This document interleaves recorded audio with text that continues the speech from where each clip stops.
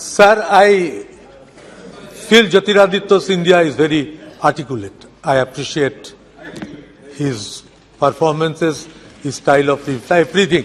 But sir, I am surprised to see Tata Group has taken lease against 18,000 crores of rupees. That has not been mentioned in a budget speech. Why? Sir, when we board on the aircraft, Ratan Tata's 25 seconds message is being floated amongst the passengers. He is asking for the cooperation of all persons. Sir, I tell one thing. There may be a feeling I am telling against Ratan Tata, not that. We are in favor. Ratan Tata has been leased out. I support it. Mamata Banerjee has supported it. But with one or two conditions, please see that nobody loses their jobs. किसी को कोई नौकरी से मत हटाइए. और secondly, हमारे बंगाल में नेताजी सुभाष चंद्र बोस इंटरनेशनल एयरपोर्ट का नाम से अब पूरा राज्य सरकार को, मुझको और अधीर चौधरी को हाथ जोड़ करके आपका ड्यूटी छोड़ देना, ये मत करिए. नेताजी सुभाष चंद्र बोस को अब तो आपका बीजेपी पार्टी भी आज बहुत ऊपर में उठाया. हम लोग खुश है क्योंकि वो हमारे बंगाल के हैं. तो वो नेताजी सुभाष चंद्र बोस का नाम पर एयरपोर्ट लेके आप कुछ तो करिए, जो सारे देशवासी आपको अभिवादन करेंगे. और इनको साथ हमारे बंगाल में जो छोटा छोटा एयरपोर्ट का बात, चाहे वो अंडाल हो, चाहे मल्ला हो, चाहे कुछ बिहार हो, इसको बारे में भी आप थोड़ा थोड़ा अलॉटमेंट कीजिए. Sir, what is my feeling in my long experience of 50 years in politics? Eastern region of India is the worst sufferer of regional imbalances after independence. ये बंगाल हो, बिहार हो, असम हो, उड़ीसा हो, त्रिपुरा हो, हर स्टेट्स. इसीलिए बंगाल का इतना सारे देश का बारे में यह चर्चा हो गया. और बंगाल को चर्चा हुआ क्या, मैं और अधीर एक साथ हो जाए और उनको लिए कुछ जमीन निकाला दिया जाए. I was not waiting for this budget. And I want to hear from Jyotiraditya that how much and what was the settlement and how Ratan Tata agreed to take the airways lease, and for which how much money this government had to pay to give their dues. After clearances of dues, more than 91,000 crores of rupees. After that only Ratan Tata agreed to take it up. I appreciate Ratan Tata's attitude. Let him carry the airway in a bigger way. We have our support. But let government must not hide the truth. In a long 90-minute speech, this is my request to Jyotiraditya. Thank you. Thank you very much, Speaker, sir. दोबारा चर्चा नहीं होगी, sir. The demands for grants, it is being discussed here after privatizing Air India.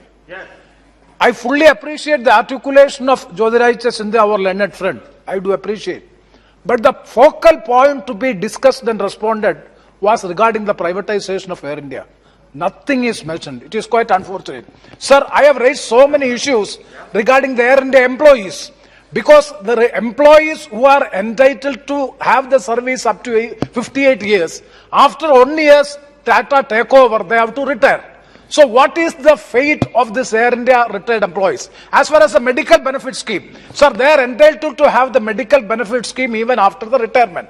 So whether this medical benefit scheme and all other welfare schemes will be available to the Air India employees, these are the pertinent questions which we have put. Unfortunately, nothing has been answered. So kindly respond to these questions also. Thank you. So yesterday I was raising the airfare in Middle East passengers. The peak season, airlines companies raising the fare in a big way. So common passenger could not afford, especially the Middle East. So Honorable Minister is not replied that. Sir, I thank the Minister. He's clarified that the airports are being only leased out and not disinvested. But I'd like to know, the state governments have given the land to the airport authorities for free. So when you're leasing it out, what happens to the state government's share? So I just want a clarification on that. Thank माननीय मंत्री जी, ऐसा है कि एक विषय पर 8 घंटे चर्चा हुई है। आप कोई क्लियरिफिकेशन लेना है तो आप मंत्री जी से ले लेना बाद में। नो, अध्यक्ष महोदय, हमारे सांसदों ने और हमारे वरिष्ठ सांसदों ने जरूर एक महत्वपूर्ण मुद्दा उठाया है और वो एयर इंडिया का मुद्दा है। जिसका भाषण ले हुआ सर, उसके बारे में आपने जवाब नहीं दिया। देगा ना, जवाब आएगा ना। मैं जो अभी मुद्दे उठे हैं उनका मैं जवाब देने की कोशिश कर रहा हूं। ये एक बहुत महत्वपूर्ण मुद्दा है, जैसे सुदीप दा ने कहा और प्रेमचंद जी ने कहा, और इसे सदन के पटल पे भी मैं रखना चाहता था। मैं घड़ी देख रहा था कि लंबा समय चल रहा है, और लेकिन जरूर इस पर विस्तृत तरीके से मैं अपने पॉइंट्स को आपके समक्ष में रखना चाहता हूं। मैं समाप्त करूं। एयर इंडिया, अध्यक्ष महोदय, देश का नवरत्न था। निजी क्षेत्र से इसकी शुरुआत हुई, इसकी राष्ट्रीयकरण की गई, और राष्ट्रीयकरण करने के बाद कई साल इसे सफलतापूर्वक चलाया गया था। जो आज एयर इंडिया की स्थिति हुई है, जो सुदीप दा ने वर्णन किया और प्रेमचंद जी ने बड़े विस्तृत तरीके से अपने चर्चा में और कट मोशंस में चिंता भी जताई है।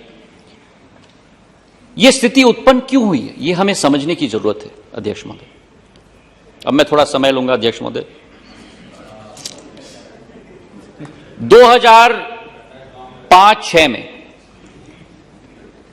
जिस एयर इंडिया की कैपेबिलिटी केवल 14 करोड़ की मुनाफे की थी, उस एयर इंडिया के द्वारा 68 एयरक्राफ्ट बोइंग की खरीदवाने का मसौदा पे हस्ताक्षर किया गया, और 43 एयरक्राफ्ट एयरबस से। जिस कंपनी की क्षमता 15 करोड़ रुपए मुनाफे की हो, उस कंपनी के द्वारा, एयर इंडिया और एयर इंडिया एक्सप्रेस के द्वारा 111 एयरक्राफ्ट खरीदे जा रहे हैं। क्या कारण हो सकता है, इस पर मैं विश्लेषण नहीं करना चाहता। कारण ध्यान है लोगों को, लेकिन ये आप समझिए कि 2005 के पहले 2005 के पहले, अब सुनने की क्षमता रखिए गौरव जी। मैं 8 घंटे कल सुन रहा था, कृपा करके सुनने की क्षमता रखिए। 2005 के पहले जो, देखिए अध्यक्ष महोदय, जो एयर इंडिया 15 करोड़ की प्रॉफिट बनाती है और जो इंडियन एयरलाइंस 50 करोड़ की प्रॉफिट बनाती है,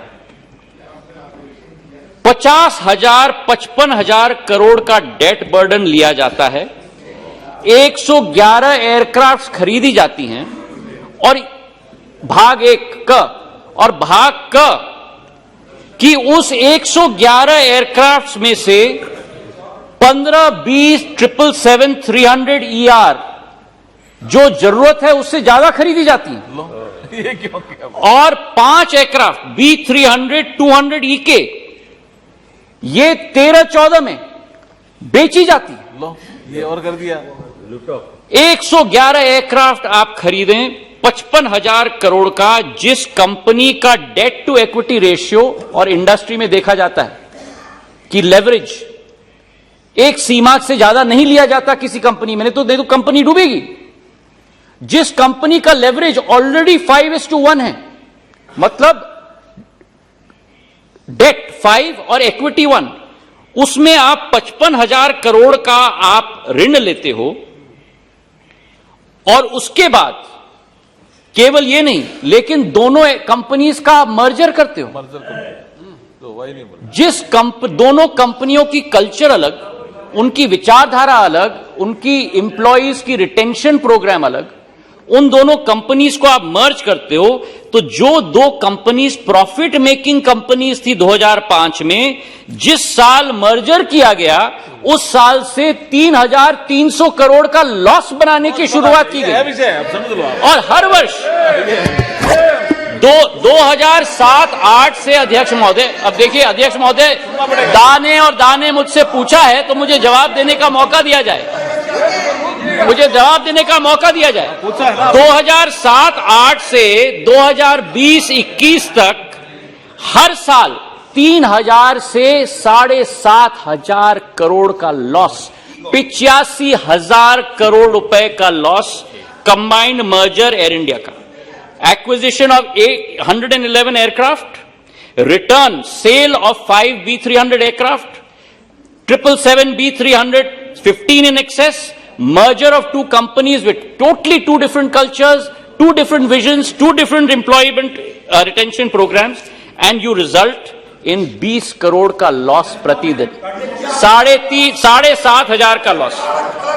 अब इसके आगे सुनिए अध्यक्ष महोदय, अब अध्यक्ष महोदय,